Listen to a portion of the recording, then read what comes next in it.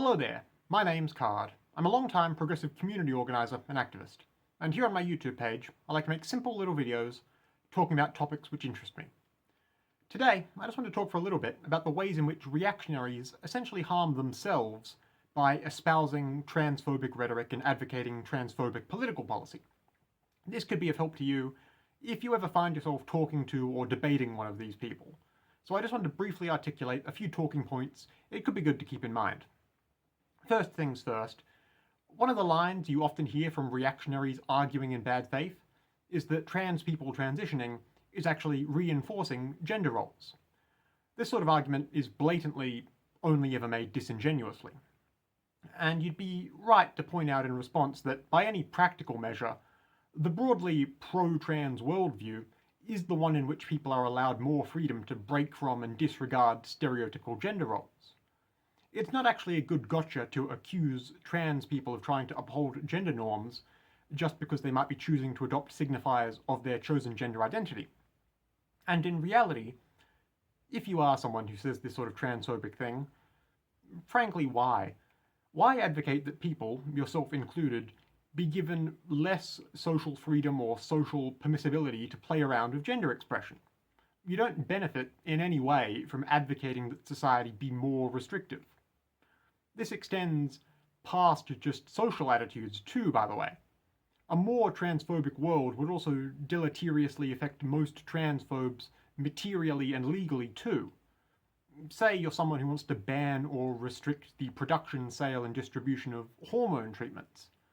You'd not only be needlessly making trans people's lives harder for no gain, you're advocating that these sorts of hormone products not be available to anyone, yourself and other presumably cis people included. Most people who take manufactured hormone treatments aren't trans. The biggest market for estrogen supplements has always been postmenopausal cis women, and the biggest taker of testosterone supplements has long been hardcore workout fanatic gym bros. Not to mention the wide swath of cis people who are prescribed or otherwise seek hormone treatment for endocrinological problems that have nothing to do with being trans at all. Don't be in a rush to make HRT a controlled substance.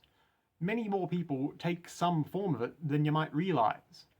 And frankly, it's not too smart of anyone to want the precedent to be set that the state should have more control of your bodily and medical autonomy anyway. If you're transphobic for some nebulously defined religious reason or another, like you're a hysterical, shrieking suburbanite evangelical, well, sorry, but your religion is fake. Not to sound like too much of an edgy internet atheist, but I'm right. It doesn't matter if your choice of holy book says trans people are bad, that's all made up and not real, end of discussion.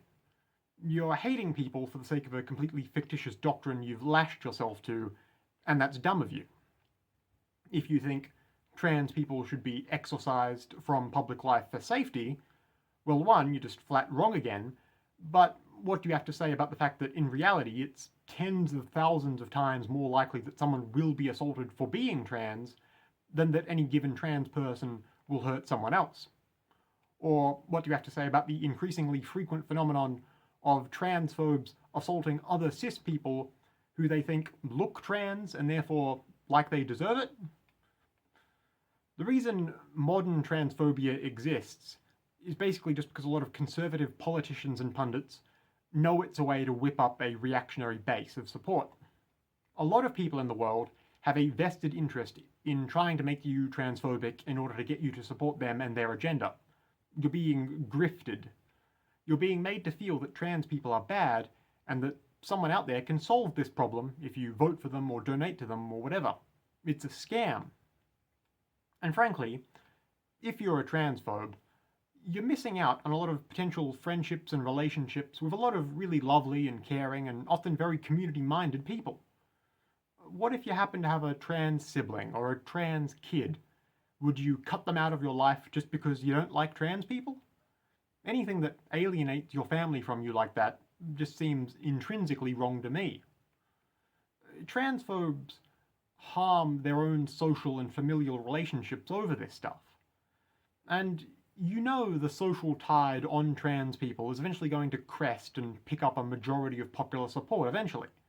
probably within a generation if how quickly people came out to support gay marriage is any indication. Why risk social ostracization and endangering career prospects even over just loudly and openly dragging your heels on a social justice issue that's going to be resolved not the way you're arguing for anyway? Don't harden your heart or callous yourself for the sake of hating others. That's just not good. Being transphobic obviously hurts a lot of trans people, and that's very bad. But the first person you hurt with any prejudice is always yourself. It's just something to consider. Anyway, if you might like to hear more from me, feel free to subscribe to this YouTube page, or just take a look at my other videos. Either way, goodbye for now, and have a lovely day.